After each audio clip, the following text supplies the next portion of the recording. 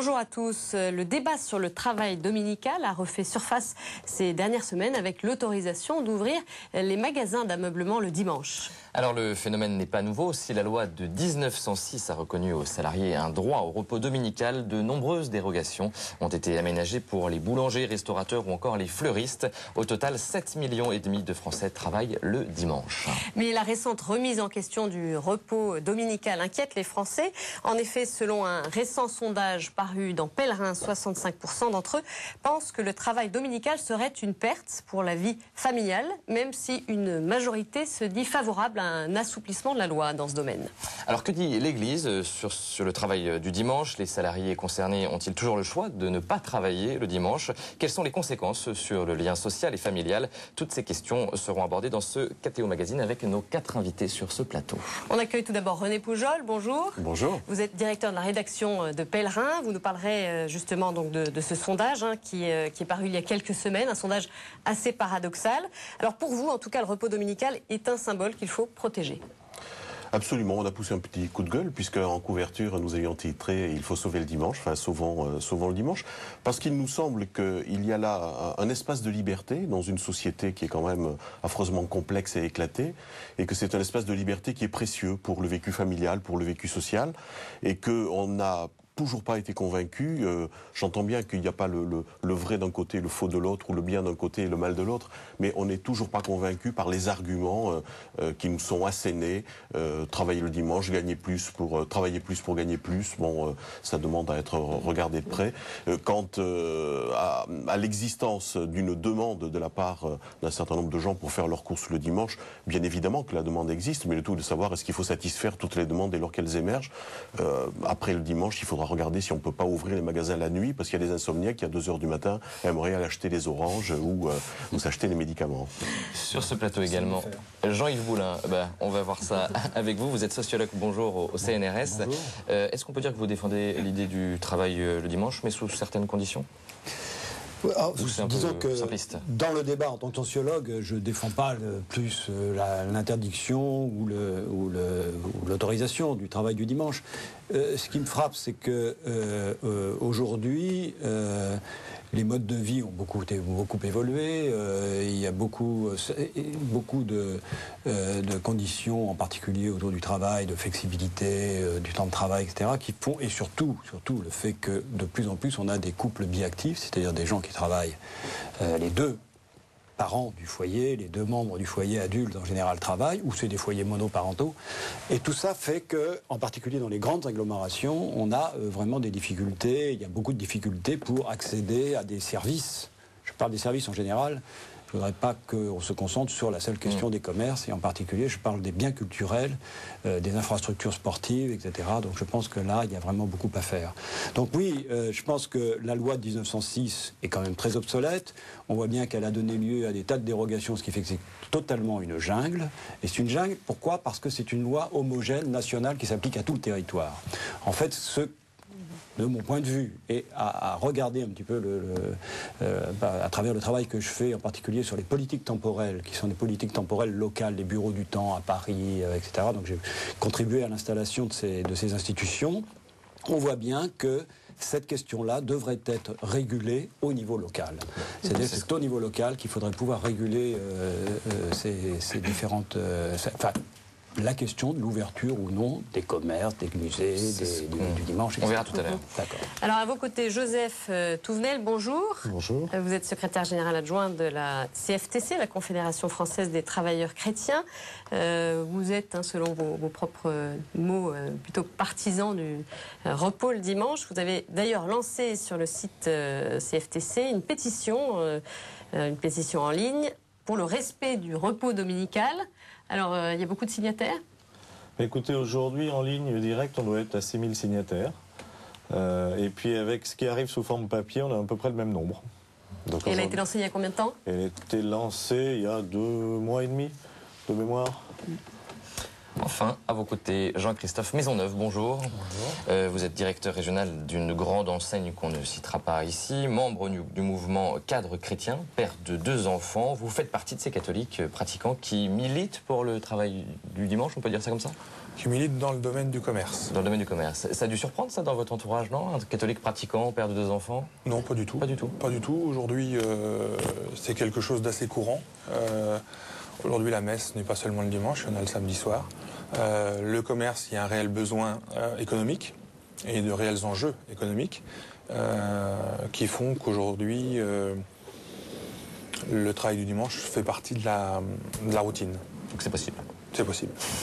Alors, René Poujol, le dimanche, il est en danger. Il faut sauver le dimanche? Écoutez, je ne sais pas s'il est en danger. Vous l'avez dit, il y a déjà plus de 7 millions de Français qui travaillent le dimanche. Et il n'est pas question de revenir là-dessus. Bon, pour faire bref, lorsque je prends l'avion le dimanche, je suis ravi qu'il y ait des contrôleurs aériens qui soient à leur poste de travail ce jour-là. Donc, faut pas non plus caricaturer. La question qui est posée, c'est de savoir est-ce qu'il faut aller plus loin et élargir notamment au commerce. Alors j'entends bien ce que nous a dit tout à l'heure Jean-Yves Boulin, à savoir qu'on se trouve dans des configurations sociologiques complètement différentes où le mari et la femme travaillent et s'ils ont besoin de se retrouver, parfois c'est le dimanche et pourquoi pas pour faire des courses. Mais à cette réalité-là, je peux en opposer une autre, qui est de dire on a aussi beaucoup de couples à l'heure actuelle où le mari ou la femme sont obligés d'aller travailler à l'autre bout du territoire parce que le travail se trouve à 300 ou 400 km, le mari rentre pour le week-end.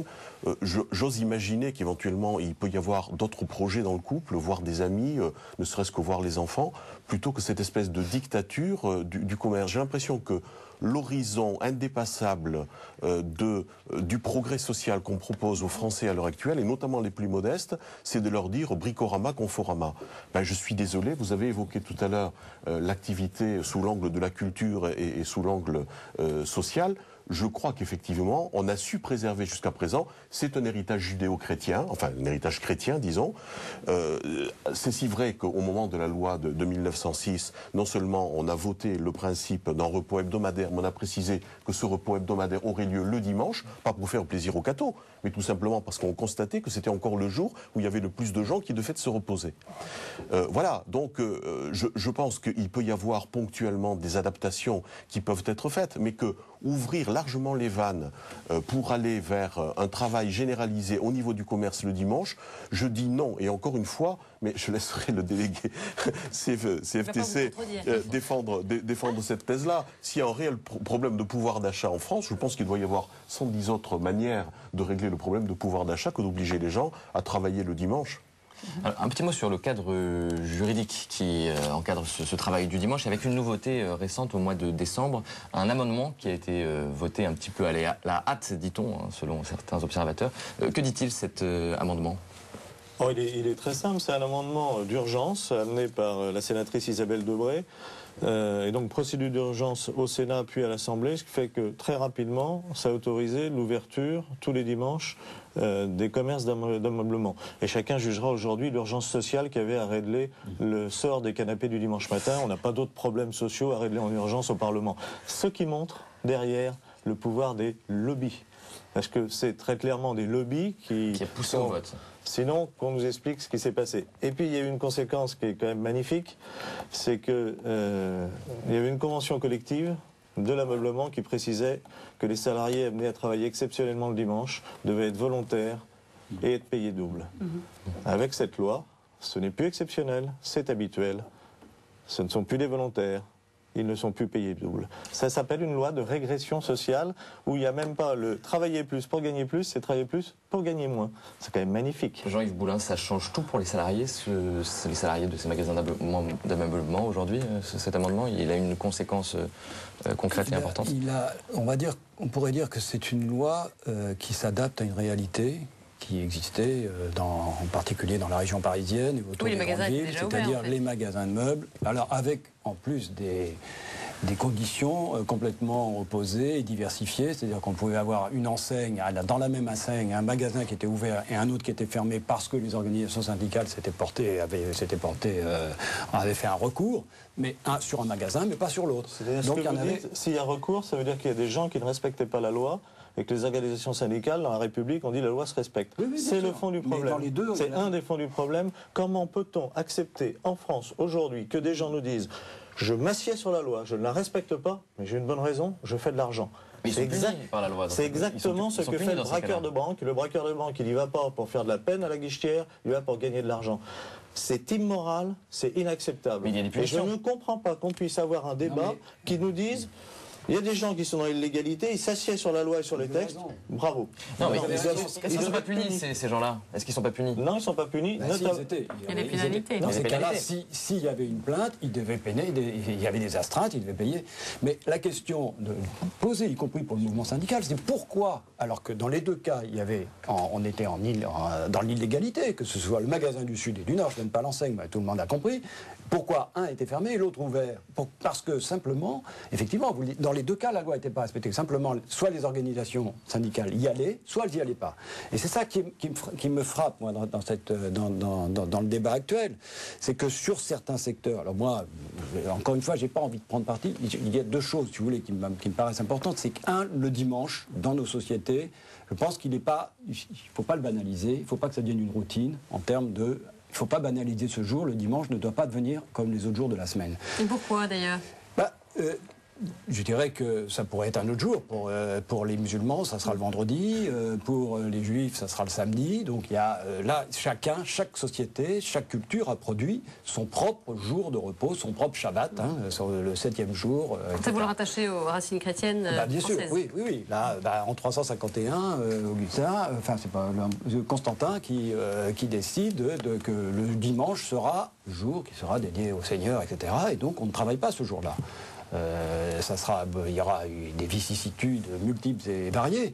Mais ce qu'il faut voir, c'est que tout, y compris au moment de la plus forte application de cette interdiction, il y avait des gens qui travaillaient. C'est-à-dire, qu'est-ce que ça provoquait? Le dimanche est un jour de lien social. C'est un jour où on s'arrête, et effectivement, il y a du lien social qui se crée. Il y a, alors les gens, ils venaient à l'église, dans les petits villages, etc., dans les bourgs. Ils venaient de leurs petits villages, les hameaux, ils venaient dans les bourgs. Ils allaient à l'église, bien sûr, puisqu'ils étaient obligés, on va dire. C'était un temps libre contraint. Mais après, ils sortaient de l'église, il y avait le bistrot, l'église n'était pas d'accord. Il y avait les petits artisans, on faisait refairer son cheval, etc., etc. Il y avait le barbier, et il y avait des gens qui refaisaient faire un vêtement, etc., parce que c'était la seule occasion pour eux de venir le dimanche pouvoir faire ces activités-là. Donc, si vous voulez, il y a toujours eu des gens qui ont travaillé autour. 7,5 millions, c'est pas n'importe quoi, c'est pas rien. La question ensuite, donc pas de banalisation pour moi, c'est-à-dire il faut essayer de lui garder sa dimension culturelle, je dirais, sa dimension de lien social. Et il faut, dans ce cas-là, se poser la question de quelle est la signification du dimanche aujourd'hui dans nos sociétés. Elle n'est évidemment pas la même qu'en 351, elle n'est pas la même qu'en 1906, parce qu'en 1906, cette loi elle a été aussi votée dans l'urgence, parce que c'était précisément à cause des conditions de travail déplorables des salariés des services, en particulier des grands magasins. C'est à cause de ça qu'on a fait cette loi. Ils dormaient sur place, ils travaillaient 16, 17, 18 heures, 7 jours sur 7, 18 heures par jour, au moment où on a fait ces grands magasins, les bons marchés, etc. Et c'est cette loi, et c'est vraiment affreux, épouvantable, quoi. Donc on sortait effectivement du 19e siècle, qui était un siècle qui avait été dramatique pour la condition ouvrière et pour les conditions de vie des gens. Donc voilà, on a fait une loi, à la différence des autres pays qui disaient on ne fait pas travailler les employés, alors que les autres pays ont dit on ferme les magasins. Et il y avait une loi qui régulait les magasins en Allemagne, etc. C'est pas le temps de travail des salariés, c'était l'ouverture des magasins. Aujourd'hui, je pense qu'on ne peut pas aborder cette question du travail du dimanche sans se poser la question de la signification du dimanche aujourd'hui. Quelles sont les activités? Monsieur l'a dit tout à l'heure, il y a la messe. Bon, regardez les pratiques culturelles, il y a des enquêtes sur les pratiques culturelles. La messe, aujourd'hui, il ne s'agit pas de l'interdire. Il s'agit de dire, bon, ça ne représente plus grand-chose. Le déjeuner du dimanche, ça ne représente plus grand-chose. Aujourd'hui, chacun fait son dimanche. Chacun met ses propres habits du dimanche. Monsieur Maisonneuve, ça fait polémique au sein de votre entreprise, ce travail le dimanche? Ça a fait polémique au sein de l'entreprise. Moi, ce qui me choque déjà, tout d'abord, c'est que l'Église a su s'adapter à l'évolution de la société, parce qu'aujourd'hui, on n'a plus seulement des messes le dimanche, on a des messes le samedi soir. Les messes anticipées. Voilà. Donc ils ont bien compris que le dimanche, il y avait des gens qui ne pouvaient plus venir. Alors pour travailler ou pour autre chose, ils sont pas forcément adaptés. Activités sportives, activités culturelles, etc. Donc on a différentes possibilités par rapport à l'Église de retrouver les marques du dimanche. Deuxièmement, on parle depuis tout à l'heure d'obligation du dimanche, en fait. Or, selon la loi, on n'est pas du tout dans l'obligation de travailler le dimanche. On reste sur la base du volontariat, avec des dimanches payés doubles et un jour de récupération en semaine. Donc il n'y a personne qui veut travailler. Ça, c'est une nouvelle loi qui n'est pas encore votée. Alors. Moi, c'est sur celle-là que je me suis arrêté. Non, mais elle n'existe pas. Et c'est celle-là je suis désolé. Il y a un code du travail. Le code du travail ne prévoit rien pour le travail du dimanche, sauf dans le commerce de détail, où c'est 1/30 de salaire en plus. Point. Pas de volontariat. Il y avait une convention collective qui prévoyait quelque chose. Grâce aux députés votés, ce qui a été voté en décembre, c'est éliminé. Aujourd'hui, il n'y a rien. Effectivement, je suis d'accord. Si vous demandez que dans la loi, on dise c'est la base du volontariat, et le volontariat en entreprise, il est quand même... Il faut voir que c'est quand même un chef d'entreprise, et c'est légitime, qui embauche. C'est lui qui licencie, c'est lui qui donne les augmentations de salaire, c'est lui qui décide des dates de congé, c'est lui qui donne les RTT, c'est lui qui donne ou pas les primes de fin d'année. Est-ce que vos salariés sont tous contents de venir travailler le dimanche? On est aujourd'hui sur la base du volontariat. Et le volontariat, comment ça se présente aujourd'hui? Alors, aujourd'hui, on a 2 travails le dimanche. On a les travails réguliers et on a les travails exceptionnels sur les 5 dimanches de l'année. Les 5 dimanches de l'année ne posent aucun problème. C'est quelle période ça? C'est les fêtes, les soldes. Voilà, sur ces dimanches-là qui ont des gros enjeux économiques, aussi bien pour l'entreprise que pour le salarié, parce que derrière, il y a tout un système de primes qui est mis en place et forcément, ça l'intéresse aussi. Et pour les dimanches réguliers, aujourd'hui, c'est un planning qui est fait, et moi je le sais pour voir mes directeurs de magasins le faire. On a un tableau où aujourd'hui, tous les dimanches, les gens se mettent sur le tableau, volontaire ou pas volontaire. On n'a aucun moyen de pression pour leur expliquer, bah voilà, ce serait bien que tu viennes, sinon ton RTT, tes vacances, pour moi, ça c'est du jamais vu. C'est des pressions dictatoriales qu'on ne pratique pas chez nous en tout cas. Vous ne pratiquez plus? Parce que moi j'ai un cas bien précis dans votre groupe. Alors, il y a eu effectivement. D'un magasin avec le gérant du magasin, le gérant, celui qui a toute la responsabilité du magasin, il prend une nouvelle gérance avec son épouse. Il voit que ce magasin était habituellement ouvert le dimanche. Il dit, moi je ne veux pas travailler le dimanche, il y avait 3 salariés. Il dit aux salariés, est-ce que vous voulez? Ah non, on ne veut pas, mais on nous oblige. Il dit, ben avec moi, on respecte la loi, c'est la fermeture le dimanche. Le groupe l'a licencié. On a gagné. On a gagné. Il a fallu aller devant les tribunaux, alors que c'était juste qu'un gérant qui disait « je veux gérer en respectant la loi ». Les salariés étaient d'accord parce qu'ils avaient besoin de leur repos dominical, parce qu'ils avaient leur vie de famille, et c'est dans votre groupe. Alors, il y a eu des erreurs, il y a eu des abus, c'est clair, on ne maîtrise pas forcément tout le monde non plus. Il y a 3 ans à peu près, les partenaires sociaux se sont regroupés pour effectivement faire respecter la loi d'une façon générale. Plusieurs magasins ont été obligés de fermer le dimanche, dont une grosse partie en région parisienne qui était ouverte tous les dimanches. Aujourd'hui, il en reste quelques-uns, avec accord de ces partenaires sociaux et des préfectures évidemment, avec un respect complet de ce qui a été décidé à cette époque, c'est-à-dire le volontariat, mais un vrai volontariat. C'est quoi un vrai volontariat? C'est vraiment un panneau. Aujourd'hui, on a besoin... Si aujourd'hui, dans l'équipe, on fait un brainstorming et que dans l'équipe, aujourd'hui, la plupart des salariés ne veulent pas travailler, on embauche des étudiants qui ne souhaitent que ça, travailler le dimanche et le samedi. On a aujourd'hui une recrudescence de petits contrats et on fait travailler des étudiants qui sont ravis, qui peuvent payer leurs études, qui eux n'ont pas forcément de vie de famille au jour d'aujourd'hui. Et qui... Personne ne traîne la patte en venant travailler le dimanche. Non. Et c'est comme ça, en faisant travailler des étudiants le dimanche, que vous vous trouvez dans des magasins qui vendent des produits extrêmement sophistiqués, et que lorsque vous avez besoin d'un conseil sur un produit, ils sont absolument incapables de vous le donner, parce qu'ils n'ont aucune connaissance des produits qu'ils vendent. Ce ne sont pas des professionnels. Ce ne sont pas des professionnels. Ce sont des gens qui font permanence, et qui peuvent éventuellement, si vous êtes prêt à payer 500 € pour un produit, ils vous font un ticket 500 €, mais vous leur posez une question, ils sont absolument incapables de vous dire de quoi ils retournent. Ça, c'est une des Après, il y a toute la formation qui va bien. Sur le volontariat, en fait, on a un exemple précis. On peut avoir des cas où des gens peuvent être volontaires. En fait, c'est minoritaire et le contrat de travail est un contrat de subordination. Et pour la CFTC, il nous semble que c'est bien. Il est normal qu'il y ait une hiérarchie dans l'entreprise. Oui, parce que le rapport de force, quand même, entre salarié et employeur n'est pas tout à fait équilibré. Évidemment. Mais ce qu'on voit, c'est que pour être vraiment volontaire, il faut réunir d'abord la condition que ça soit légal de travailler le dimanche. La deuxième condition pour un vrai volontariat, c'est que mes revenus soient suffisants pour que mon choix ne soit pas dicté par des raisons économiques. Quand j'entends des salariés qui disent « moi sans la prime exceptionnelle je ne peux pas boucler les fins de mois », ça pose le problème de leur salaire. Parce que quand je travaille toute la semaine régulièrement, je dois pouvoir gagner ma vie dignement. C'est en tout cas d'ailleurs ce qu'on trouve dans le message de l'Église catholique sur le salaire décent et le salaire raisonnable. Mais j'ai des professions en France qui peuvent ouvrir le dimanche, qui ont globalement les revenus suffisants pour ouvrir le dimanche, et qu'ils ne le font pas. Vous connaissez beaucoup de cabinets de médecins libéraux vers le dimanche, et je les comprends. Ils ont aussi une vie sociale, aussi une vie de famille. Ils nous font la démonstration que quand on a tous les éléments pour le volontariat, on choisit d'avoir ce temps en commun pour faire autre chose que la production et la consommation. Je me suis dit, les médecins ont des tours de garde, ils travaillent chacun à leur tour. Absolument, il y a des tours de garde, ils ont beaucoup de mal à en trouver, etc. Mais on voit très bien qu'en dehors des tours de garde, ils peuvent ouvrir, ils ne le font pas, et eux, ils ont toutes les conditions pour le volontariat. Alors, ce que peuvent faire les plus privilégiés et ce qu'ils ne font pas, pourquoi on l'imposerait aux plus pauvres? Alors tout de suite, direction Herblay, une zone commerciale d'Île-de-France. C'est là que travaille Christelle Potier, employée d'un grand magasin. Elle bosse tous les dimanches. Mais cette syndicaliste de la CFTC se bat pour retrouver sa vie de famille. On regarde.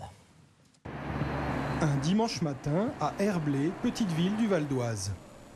Alors que la ville dort encore, Christelle est déjà sur le chemin du travail. 42 ans, mariée, mère de 3 garçons, Christelle travaille dans un grand magasin d'ameublement depuis 20 ans. C'est à la naissance de leur 3e fils que le couple décide d'accéder à la propriété. Seulement voilà, les 2 salaires ne suffisent pas à couvrir l'emprunt. Alors, Christelle décide de travailler le dimanche comme son employeur le propose. Travaillant déjà le samedi, c'est donc le week-end entier qu'elle passe loin de sa famille et de ses amis. Malheureusement, vous ne pouvez plus avoir ce plaisir de faire un repas en famille, de faire des fêtes avec des amis, de vous rencontrer le soir, de faire ne serait-ce qu'une partie de belote après un bon repas. Au niveau des garçons, vous faites absolument rien. Vous n'allez pas visiter les musées, vous ne voyez plus les matchs de sport. Je veux dire, ils sont complètement livrés à eux-mêmes.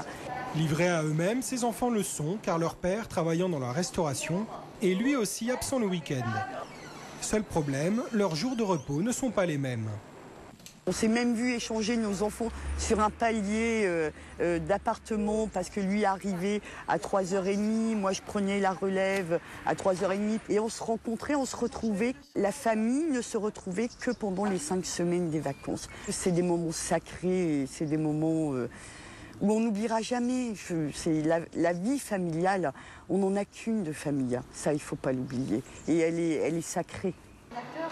Je vais voir si mon collègue est... Christelle a vu autour d'elle de nombreux couples soumis au même rythme se disloquer. Par ce manque de communication, par ce manque de relations, par ce manque d'activités communes, créer des dégâts énormes, oui. Des jeunes couples avec des petits bouts se sont vus soit séparés, soit divorcés. On n'a plus rien, hormis les 5 semaines de congés payés, on n'a plus rien qui nous rassemble sur les 365 jours de l'année. Si son couple, lui, tient bon, Christelle souffre en revanche de ne plus partager ses jours de repos avec ses enfants.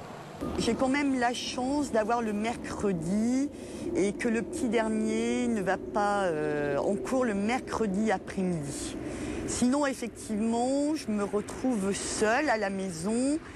C'est complètement triste parce que les choses vont, la vie va évoluer, les garçons vont de nouveau grandir. Et le mercredi s'effacera et que je travaillerai toujours les week-ends puisque ma maison n'est pas finie de payer et que je ne verrai plus mes garçons ni la semaine ni les week-ends. La directrice du magasin, elle, renvoie à la responsabilité de chacun en rappelant que seuls les employés volontaires travaillent le dimanche. Vous savez, moi je travaille le dimanche également, j'ai 2 enfants. Donc je sais tout à fait ce que c'est que travailler le dimanche et c'est un équilibre différent. Je pense que c'est une question d'organisation, c'est une question de choix également, puisque quand on souhaite rester à la maison le dimanche, on peut rester à la maison le dimanche et qu'on arrive à faire un équilibre entre la vie personnelle et la vie du travail. De leur côté, c'est souvent en famille que les clients viennent faire leurs courses dans ce magasin. Quand on a envie de changer de salon, quand on a envie de changer de séjour, de chambre à coucher, on vient en famille. Et que le dimanche, c'est une journée où ça circule bien et c'est une journée où on a le temps de se promener. Donc c'est vrai qu'on a presque un quart de nos clients qui viennent le dimanche. Les grands magasins seraient donc devenus, en Île-de-France, le lieu de la sortie familiale du dimanche et le shopping, l'ultime activité qui fédère la famille. Aller acheter un matelas avec son petit bout qui a 2 ou 3 ans, le petit bout s'en moque. Tout ce qu'il désire, le petit bout, c'est avoir papa et maman, s'éclater en forêt, faire du vélo quand il fait beau, mais pas aller faire les magasins et se servir des matelas comme trampoline, ou de pleurer ou de crier parce qu'il en a marre d'être enfermé. Il a besoin de retrouver son oxygène. On le voit, la société de consommation étend implacablement son règne, s'attaquant au dernier rempart qui lui résistait le dimanche. Au risque d'asphyxier l'équilibre déjà fragile des familles, cellule de base de notre société. Alors René Poujol, c'est ça la crainte de vos lecteurs, la perte de la cellule de base familiale? Je vois qu'on n'est pas les seuls à pousser un coup de gueule. Oui, c'est ça, c'est ça. Et d'ailleurs, ce qui a surpris un certain nombre de gens, c'est qu'on n'est pas mis en avant dans l'enquête de Pellerin le repos dominical pour permettre aux catholiques d'aller à la messe. Vous avez raison. Parce que pour vous, ça, c'est pas le problème aujourd'hui? C'est pas le problème, si, c'est le problème, mais ce n'est qu'un problème parmi d'autres. Je crois que, et c'est le même combat de la CFTC. Lorsque la CFTC, en tant qu'organisation syndicale, se bat pour le repos hebdomadaire, c'est pour permettre à tous les travailleurs, qu'ils soient chrétiens ou pas chrétiens, d'avoir cette espèce de lieu que j'évoquais tout à l'heure comme étant un lieu de liberté, un moment de liberté, où effectivement puisse se converger. Si tout le monde est libre en même temps, on peut effectivement voir ses amis, voir ses parents, voir ses enfants, etc. Si les congés sont étalés tout au long de la semaine, comment voulez-vous faire pour arriver à trouver cette espèce de plage commune? On vit ça au quotidien dans nos entreprises, quand on demande à nos secrétaires d'essayer d'organiser une réunion à 7 personnes. Alors pour arriver à trouver un créneau où les 7 personnes soient disponibles pour une réunion, c'est absolument insupportable. Et c'est la vie de travail. Alors imaginez lorsqu'il s'agit de fêter les 25 ans du grand ou les 70 ans du grand-père. On finira qu'on n'y arrivera plus.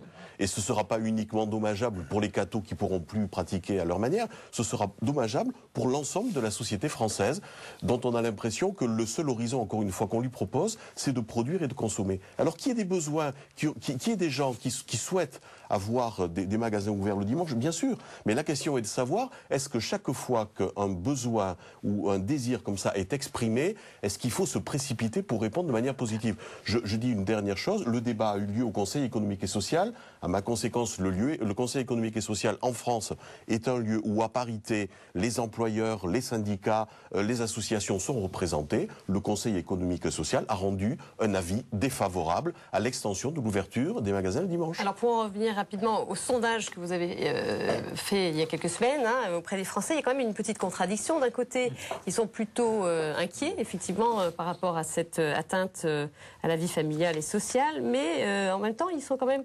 majoritairement favorables à un assouplissement de la loi. Alors, qu'est-ce que ça veut dire? Oui, mais tout à fait. Je crois qu'il faut prendre les chiffres tels qu'ils sont, et je crois que nos sociétés ne sont pas à l'abri des contradictions. C'est peut-être ça, d'ailleurs, qui crée des dynamiques. Effectivement, les Français nous disent à travers ce sondage, il y en a eu d'autres, on est plutôt favorable à un élargissement, 53% des gens, mais dans le même temps, quand on essaie de voir avec eux quelles sont les conséquences, ils sont parfaitement lucides. Ils nous disent, ça aura des conséquences négatives sur la vie sociale, ça aura des conséquences négatives sur la vie familiale, mais, alors je crois que c'est ça une des clés, c'est dans le sens de l'histoire. Il faut être conforme à l'évolution des sociétés. On parlait du terme évolution tout à l'heure. Et je crois que, effectivement, dès qu'on parle d'évolution, on a l'impression qu'on parle de progrès. Je fais partie des gens qui considèrent que toute évolution ne représente pas forcément un progrès. Et qu'il y a des évolutions qui vont de soi, parce qu'effectivement, on est porté par la mondialisation, qu'on est porté par la nécessité, effectivement, de gagner un petit peu plus d'argent pour faire bien vivre les siens, mais je suis loin de penser que toute évolution représente un progrès. Et l'évolution qu'on nous propose là, à mon sens, ne représente pas un progrès. Je m'adresse aux sociologues. Évolution inévitable aujourd'hui? Je pense qu'elle est inévitable, oui. Je pense qu'elle est inévitable et simplement il faut voir dans quelles conditions et comment on la met en place. J'évoquais au début de cette émission la possibilité d'avoir une concertation au niveau local sur ces questions-là. Et elles existent déjà. C'est-à-dire que le problème, c'est que je pense qu'il faut enlever au préfet, donc il faut que la loi soit... Il faut enlever au préfet ce pouvoir de décider du nombre de dimanches qui va être décidé d'ouvrir. Et en fait, le préfet, il n'est que la traduction de ce que décide la loi, de ce que fait l'État. Et puis, il faut que ce soit le maire ou quelqu'un de la communauté d'agglomération, etc. C'est au niveau local qu'on va décider ça. Parce qu'on a bien vu, là, dans cet exemple, probablement dans la région parisienne, j'imagine, alors, il est évident qu'un couple avec des enfants, etc., qui voudra aller chercher, se changer son salon, etc., pour ceux pour qui c'est important, il y en a pour ceux pour qui c'est important, et dans ce cas-là, ils ne vont pas faire ça entre 6h et 7h du soir en sortant de leur boulot. Bon, il y a autre chose à faire, il faut s'occuper des enfants, etc.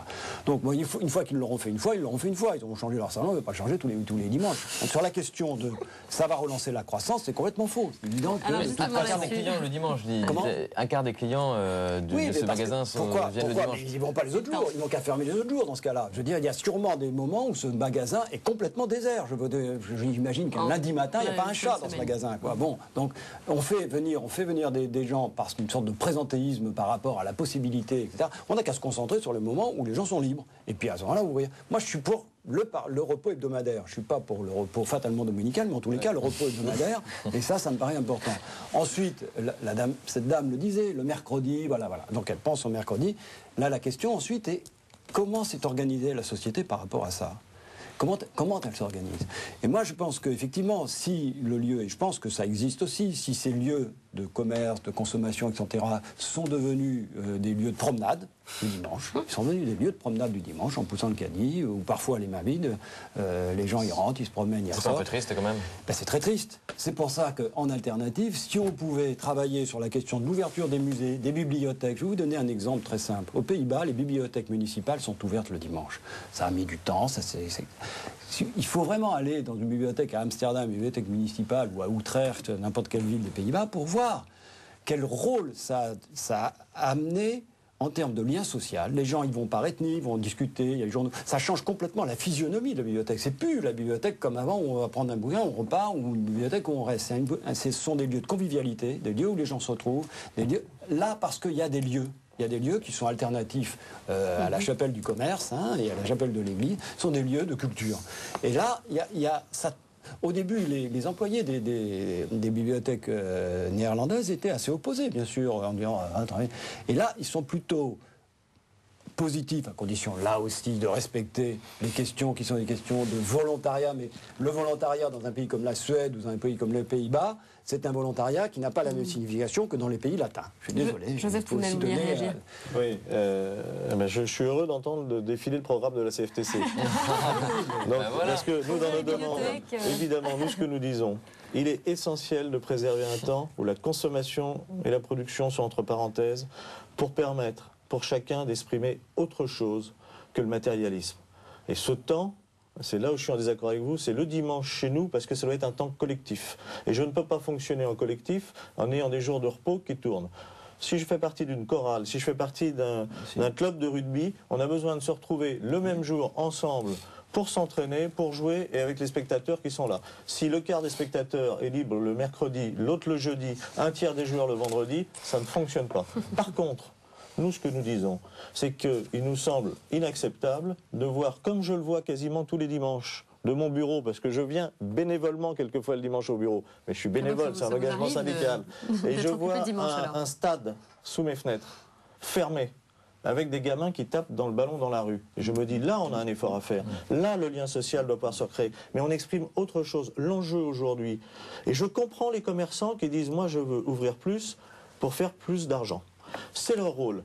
Mais est-ce que la société doit être dirigée par les commerçants ou est-ce que la société doit être dirigée pour le bien commun, le bien de tous, le respect des familles, l'expression des uns et des autres? Et si la CFTC est engagée dans ce combat, c'est parce que nous pensons, nous sommes persuadés que l'être humain a besoin d'exprimer autre chose que le commerce, que les biens matériels, et que ce temps est essentiel pour l'équilibre de tous, et pour ça que ce combat est un véritable combat de civilisation. Jean-Christophe, vous avez une famille, vous travaillez de temps en temps le dimanche, vous êtes catholique, vous allez donc à la messe, j'imagine, le samedi soir. Oui. Mais est-ce que c'est pas difficile de s'organiser avec les enfants, par exemple, comme le dit cette personne dans ce reportage? De ne pas les voir le dimanche, de ne pas les emmener en forêt Non, parce que c'est des choses qui se répartissent dans le temps. Aujourd'hui, avec ma femme, on s'organise. Moi, je sais que le dimanche, je serai peut-être un peu moins présent, mais je le suis en semaine. Je me débrouille pour le soir être présent à l'heure où ils ont besoin, en sortie d'école ou récupération le soir chez la nourrice. Et le week-end, ma femme est beaucoup plus présente que moi parce qu'elle est quasiment pas disponible en semaine. Et le fait de tous les 4. C'est une organisation. Après, tous les 4, on a des moments privilégiés. Le samedi, on déjeune ensemble.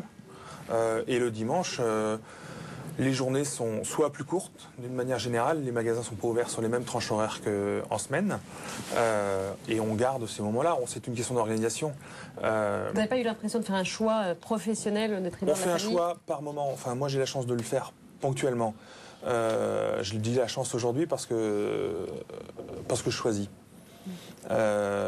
On disait tout à l'heure, les bibliothèques, si elles étaient ouvertes comme elles le sont aux Pays-Bas, c'est très bien, c'est des lieux de convivialité. Mais aujourd'hui, les centres commerciaux ou les parcs d'activités commerciales qui sont aménagés sont des parcs de convivialité. J'entendais encore à la semaine dernière à la messe justement quelqu'un qui me disait mais moi je suis ravi de pouvoir aller me balader dans un centre commercial ou dans une zone commerciale parce que je rencontre des gens. Je vis seul. Ah oui. À la messe, je vois toujours les mêmes têtes et c'est pas forcément ce qui m'intéresse.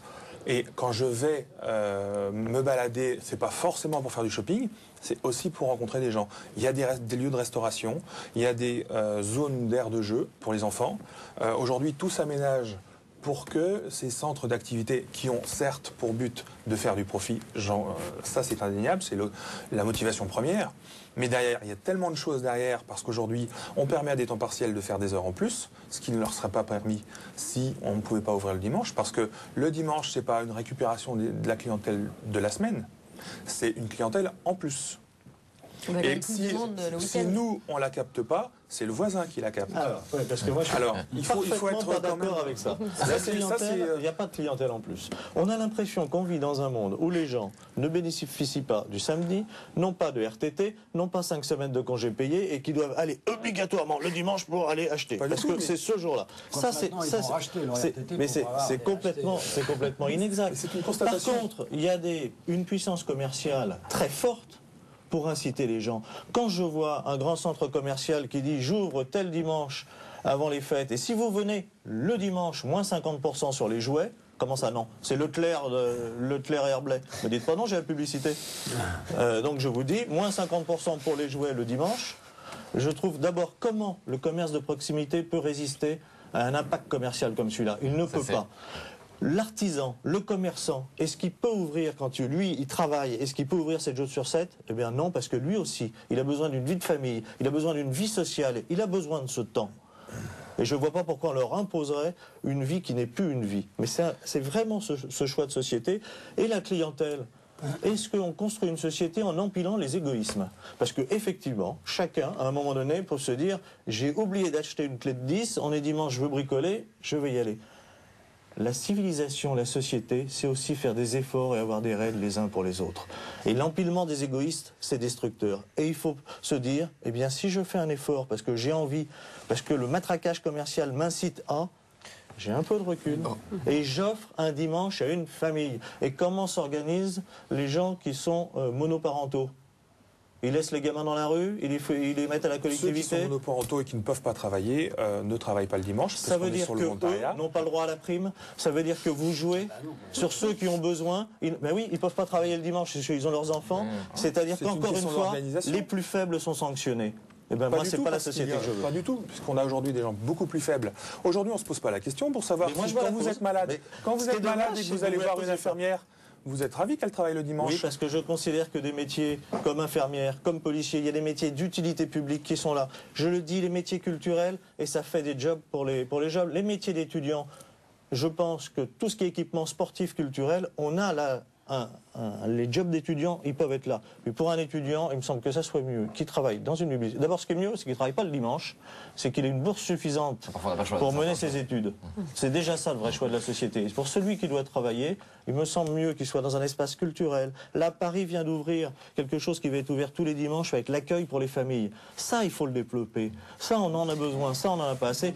Mais certainement pas la société qui nous dit le bonheur est de promener son caddie dans le rayon surgelé le dimanche après-midi. J'ai une autre vision du bonheur. René Poujol, est-ce que le travail du dimanche menace le modèle traditionnel de la famille aujourd'hui? Oh ben alors, vous savez, c'est piégé ce que vous dites là, parce que le modèle traditionnel, voilà, surtout sur KTO, si on parle du modèle traditionnel de la famille, ça va faire mal. Hein. C'est quoi? C'est le papa Cato qui a épousé une maman Cato, ils ont fait des petits Cato qu'ils ont élevés chrétiennement. Pas forcément, mais c'est une famille qui se réunit tous les dimanches autour d'un repas avec oui, je veux dire la famille, le modèle de la famille, c'est... Il y a des modèles, et une famille recomposée, je pense qu'elle a les mêmes aspirations au repos dominical, à avoir ses enfants le dimanche. Je crois qu'effectivement, il y a une vraie menace. Et encore une fois, et le débat que nous avons eu ici ne m'a absolument pas convaincu de changer d'opinion. J'ai entendu que ça ne tirait absolument pas la croissance. Je ne crois pas que, même si des magasins, je ne le conteste pas, vous me dites on fait 20% de chiffre d'affaires le dimanche, ok, mais c'est pas parce que des magasins sont ouverts le dimanche que le pouvoir d'achat des Français augmente. Ça c'est un mauvais argument, ça, René Poujol, le pouvoir d'achat. En quoi est-ce que justement, ce que dit par exemple Nicolas Sarkozy, gagner plus, travailler ça plus, peut être éventuellement, il peut y avoir éventuellement un petit peu plus de pouvoir d'achat pour ceux qui travaillent. Oui. Ça, et encore, je renvoie à notre ami syndicaliste. En tout cas, pour ceux qui vont faire leurs achats, ils n'ont pas plus d'argent dans le porte-monnaie. Ceux qui vont dépenser le dimanche, simplement, ils ne le dépenseront pas le mardi ou le mercredi. Et donc là, effectivement, il y a une concurrence déloyale, me semble-t-il, et là je suis tout à fait d'accord avec M. Touvenel, il y a une concurrence déloyale entre les magasins qui vont avoir la possibilité, parce qu'ils ont une grande surface, parce qu'ils ont du personnel, d'ouvrir le dimanche, et la petite boutique, le petit boutiquier d'à côté, qui lui voudrait bien aussi avoir le pouvoir d'achat des Français, et qui ne l'aura pas parce que lui, le dimanche, il est fatigué, il est obligé de se reposer. Donc c'est une fois de plus, on est dans une espèce de société où, au nom de la liberté, c'est l'éternel problème, c'est le fort qui bouffe le petit. Vous savez, tout à l'heure, quand j'étais au salon de maquillage, avant, j'ai lu la presse dans la loge, j'ai lu la presse, et je suis tombé sur le numéro de Métro. La croissance ne fait pas le bonheur. C'est pas Pellerin qui l'écrit, c'est Métro qui l'écrit. Hein, bon, voilà. Et la croissance, déjà, on nous expliquait que l'ouverture des magasins de dimanche, ça n'allait pas créer de la croissance, et en plus, on nous dit que la croissance ne fait pas le bonheur. Je crois qu'autour de la question du dimanche, il y a quelque chose qui a à voir avec la notion de bonheur pour les Français. Ceci dit, les gens demandent plus de pouvoir d'achat, plus de croissance, ça va avec la croissance. Mais en quoi auront-ils plus de pouvoir d'achat parce qu'on les incite à travailler le dimanche? Là, j'ai toujours pas vu. Et encore une fois, le Conseil économique et social a remis... Les conclusions du Conseil économique et social, j'ai participé à ce travail, sont quand même assez... sont plus nuancées que ce que vous dites. Ils ne sont pas partisans du maintien strict de la loi actuelle, enfin de la loi de 1906. Ils sont partisans de l'aménager, alors d'ouvrir plus les dérogations. Ce qui, moi, me pose problème. Parce que, oui, ça ne veut rien dire. À quelle profession, par exemple? Après, c'est à voir, c'est à discuter, etc. Mais... Encore une fois, je pense que c'est surtout sur la signification du dimanche qu'il faut s'interroger. Qu'est-ce que signifie aujourd'hui le dimanche dans notre semaine? Voilà. Et qu'est-ce que ça signifie pour les gens? Si on ne part pas de là, on va partir avec des arguments sur la croissance, sur le pouvoir d'achat, etc. Bien sûr que ça va augmenter le pouvoir d'achat de ceux qui travaillent le dimanche. Pourquoi faire? Alors évidemment, ça va créer de la croissance, puisque par exemple ce couple a décidé de travailler le dimanche pour... accéder à la propriété. Bon, est-ce que la propriété, c'est le bonheur? C'est pareil. Hein, je renvoie là. Voilà. Donc, à un moment donné, les gens font des choix. Ils font des choix qui sont des choix sociétaux, qui sont des choix culturels, qui sont des choix qui concernent leur environnement. Ce que je pense, c'est que au niveau, à l'échelon, aujourd'hui, la question se pose de changer ou pas la loi. Je pense que cette question de la régulation, elle doit être transférée au niveau local. Il est clair que les conditions ne sont pas les mêmes dans une région comme la région parisienne, où pour aller acheter encore une fois votre salon, il va falloir que vous vous déplaciez, que vous preniez des transports en commun, etc., ou une voiture, dans des embouteillages. Parce qu'il faut voir aussi les dégâts qu'a posé, et que cause encore, la synchronisation très forte des activités. C'est-à-dire que le jour où vous partez en week-end, et le jour où vous en revenez, vous passez quand même 3-4 heures dans votre voiture. C'est pas non plus ça le bonheur, je pense. Hein. Alors votre week-end, il est un peu gâché par ça. Les désynchronisations qui sont localement, qui vont être discutées localement, et c'est ce que font les bureaux du temps. Aujourd'hui, la ville de Paris expérimente l'ouverture de bibliothèques le dimanche, par exemple. De la même manière, ils expérimentent l'ouverture d'infrastructures sportives qui sont des écoles, etc., aux enfants des quartiers, etc. Parce que, voilà, il y a des choses qui sont... Arrêtez-moi si je dis une erreur, mais c'est légal. Donc pourquoi changer la loi? C'est légal, mais il faut bien que quelqu'un... Non, mais là, il faut bien que quelqu'un vienne l'ouvrir. Depuis tout à l'heure, vous commettez une erreur, vous nous dites cette vieille loi. D'abord, La loi de 1906, c'est pas la durée qui fait la chose, parce que sinon, la Déclaration des droits de l'homme et du citoyen, on dirait c'est vieux, c'est encore plus vieux, encore plus Parfois, il faut obsolète. les réviser. Hein. En 1906, Parce que les conditions ne sont pas les mêmes. vous êtes au courant qu'aujourd'hui, on peut ouvrir légalement le dimanche un magasin qui vend des DVD. Je ne pense pas que le législateur en 1906 avait prévu la vente. Non, bien culturel, c'est autorisé. Oui, mais c'est parce que l'intérêt du syndicaliste, c'est qu'il connaît les textes. Le sociologue réfléchit à long terme. Moi, je suis peut-être...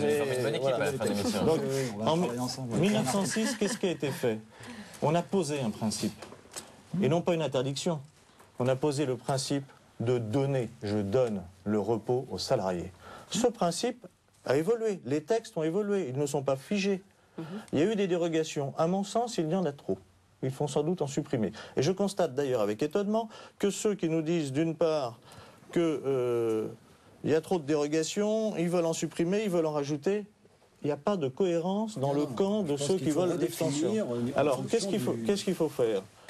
Il faut sans doute simplifier, avoir moins de dérogations, avoir les dérogations, parce que la société s'organise avec beaucoup de bon sens, en fait. Est-ce que quelqu'un réclame qu'on ne puisse pas louer des skis en période de sport d'hiver dans les stations de montagne? Non. Et d'ailleurs, c'est tout à fait légal de l'ouvrir. Alors, il y a un problème, c'est quelle est l'autorité qui va, quand il y a besoin de dérogation, parce que nous-mêmes, on donne quelquefois des avis favorables pour les dérogations. On a donné un avis favorable pour ouvrir des magasins à Paris quand il y avait la Coupe du Monde de rugby le dimanche, parce que c'est exceptionnel. Voilà, ce n'est que sur quel argument vous êtes d'accord? Parce que ce n'est que du bon sens, il va y avoir beaucoup de monde, c'est un événement exceptionnel, il y a des demandes, on regarde un peu les conditions sociales, mais on dit voilà, exceptionnellement oui, ça c'est prévu. Peut-être se pose le problème de qui décide de quoi, et nous on ne pense pas que ça puisse se faire comme ça localement, parce que quand vous dites en région parisienne, les gens se déplacent pour aller acheter des canapés, mais je ne crois pas savoir qu'en province, il y a des magasins de canapés dans tous les villages. Donc le déplacement, il est... Et en fait, sans doute ce qu'il faut voir et faire évoluer, c'est l'autorité qui prend la décision pour les dérogations. Pour nous, l'autorité, elle doit être unique, et elle est plutôt du côté du préfet, qui représente quand même l'État, et qui doit pouvoir accorder des dérogations, puisque c'est une dérogation à la loi de la République. C'est quand même pas rien, pour ceux qui respectent la loi de la République. Mais cette dérogation, il doit pouvoir la donner, pour nous, qu'avec l'avis majoritaire des organisations syndicales. Et quand je dis organisations syndicales, c'est de salariés et de chefs d'entreprise. Parce que les petits commerçants, les artisans, les organisations patronales, là, sont très largement de notre avis. On est dans le même camp. Il n'y a pas de problème de lutte des classes, là. En fait, la seule lutte qu'il y a, et l'enjeu, aujourd'hui, c'est l'ouverture des grandes surfaces. On nous amuse avec beaucoup de choses autour, mais l'enjeu, il est là. Madame Carrefour, Monsieur Conforama et Madame Ikea, qui savent faire du lobby à l'Assemblée la nuit, ils veulent ouvrir le dimanche parce que Madame Carrefour, elle joue au golf toute la semaine, y compris le dimanche, ça ne va pas la gêner. René Poujol, l'Église, les évêques, qu'est-ce qu'ils disent un peu sur le dimanche? Parce qu'évidemment, les arguments ont évolué au fil du temps.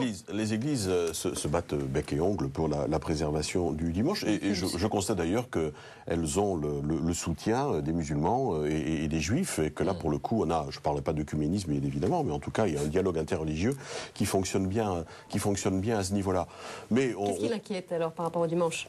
Ce qui l'inquiète, c'est ce dont on débat ici. Alors, je crois qu'il y a à la fois les églises sont quand même bien placées pour dire que c'est le jour du Seigneur, et on ne va pas reprocher à des évêques de le rappeler. Et puis je crois qu'il y a quand même cette idée que derrière ce repos, il y a non seulement la possibilité pour ceux qui le souhaitent d'adorer Dieu, mais il y a la possibilité surtout pour une majorité de personnes, encore une fois, d'avoir une espèce de plus-value dans le vécu humain qui ne se réduit pas effectivement à faire du commerce.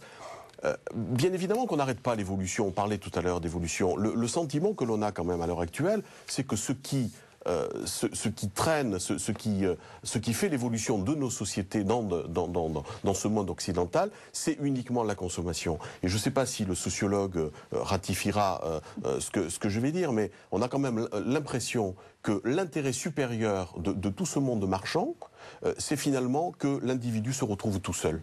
Finalement, plus un individu est isolé, plus il est coupé de sa cellule familiale, plus il est coupé de ses amis, plus il est fragile humainement, il a besoin de compensation, et on sait que la première des compensations, c'est de consommer.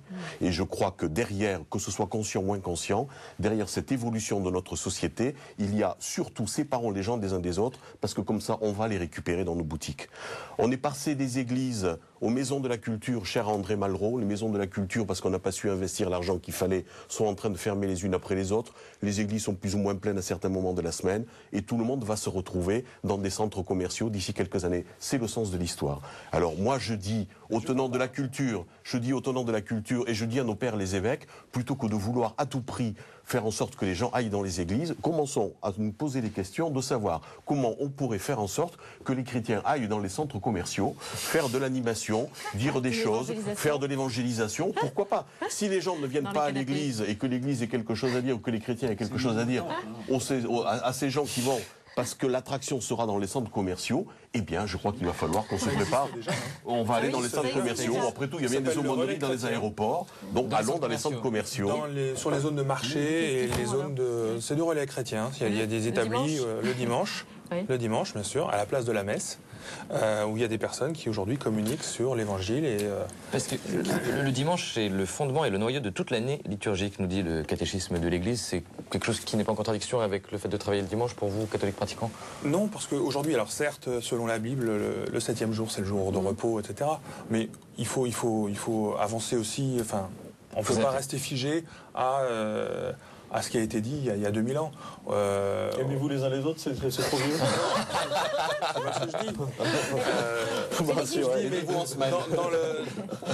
L'Église, elle est contre, il ne faut pas travailler dimanche ou pas forcément? Elle s'adapte au contexte d'aujourd'hui.